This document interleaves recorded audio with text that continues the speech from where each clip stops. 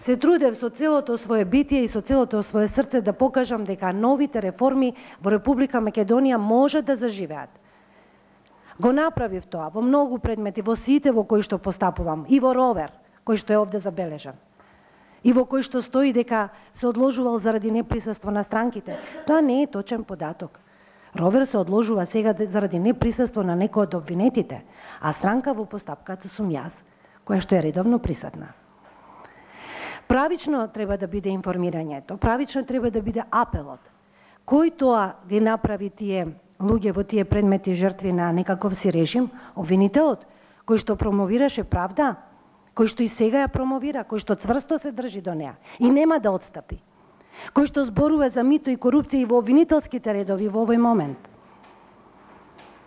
Хајде малку да бидеме поискрени, понекогаш и да не ни одговараат тие констатации и тие состојби, мораме да ги кажеме, затоа што сме должни на професијата која што ја вршиме. Вториот сегмент кој што оваа дискусија го заслужува, тоа е она што попречува на правдата, што му попречува на процесот на правично судење. Некаков интерес, монтажа, притисок, корупција.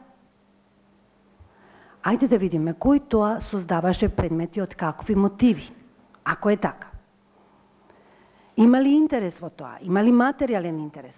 Дали во нашето судство и во моето обвинителство и во обвинителската организација целосно во која што работам, постојат патологии кои што ги пратат овие процеси за кои што никој можеби не зборувал, меѓутоа се случуваат најактивно сега во моментот.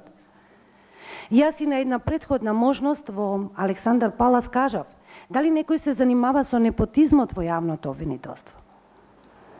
Дали имаме сега ставени раководители на обвинителството кои што имаат вработени деца? И зошто е тоа така? Дали начелните позиции се луѓе кои што вработиле свој во обвинителството? Какви се материјалните состојби?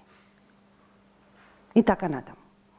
Тоа се процеси кои што попречуваат во правичното судење. Јас се надевам кога со особено внимание ќе ја прочитам оваа ваша публикација, можеби ќе најдам и на анализа од овој аспект.